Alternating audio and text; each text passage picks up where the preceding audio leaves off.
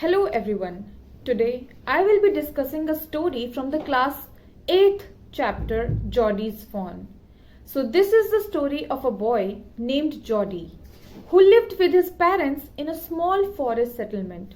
One day a terrible thing happened.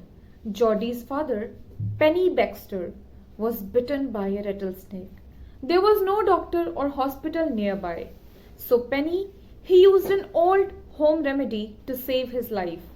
He killed a doe, a mother deer, and used its liver to draw out the poison from his wound.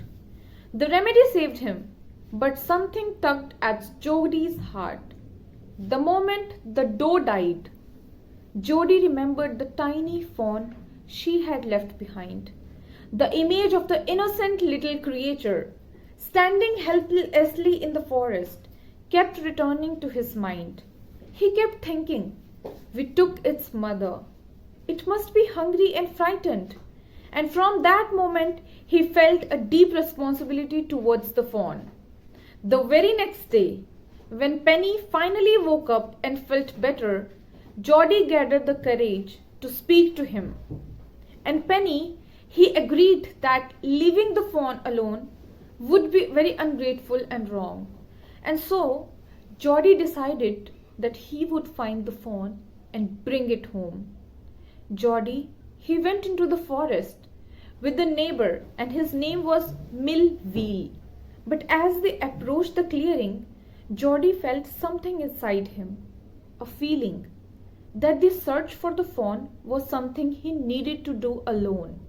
So, Millville, he dropped him off, and Jody began walking through the dense bushes, the silent forest, and the place where the doe had died.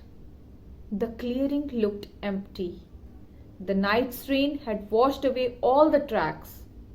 Buzzards sat around the remains of the doe, and for the moment, Jody feared the worst.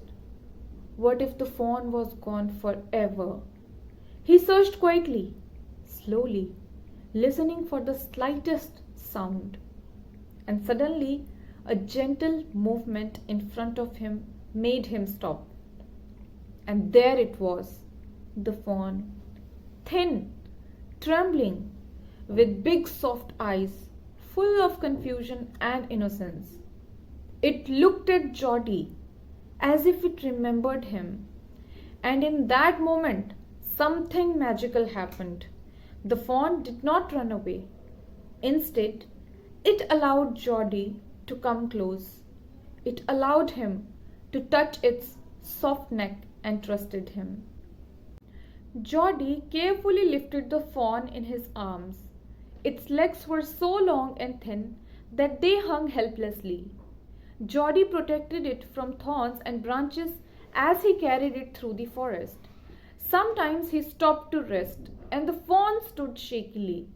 Sometimes it tried to follow him, taking small, uncertain steps. Each moment made Jody's heart fill with love and pride. When he finally reached home, the fawn refused to climb the steps. So Jody gently carried it inside and showed it to his father. Penny smiled, happy that Jody had found the little creature. But the real challenge, it began now. The fawn had to be fed.